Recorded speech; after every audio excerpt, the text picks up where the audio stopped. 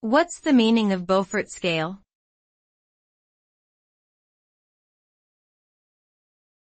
Beaufort scale.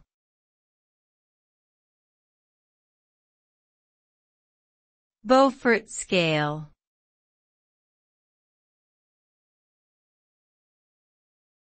Beaufort scale.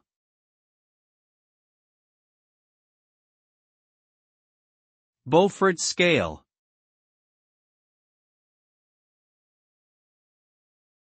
The Beaufort scale is a system for measuring wind speed based on visual observations of the effects of the wind on the environment. It was developed by Sir Francis Beaufort in 1805 and has since been widely used by mariners and meteorologists. The scale runs from 0 to 12, with each level being defined by a range of wind speeds and corresponding visual clues, such as the movement of smoke or waves.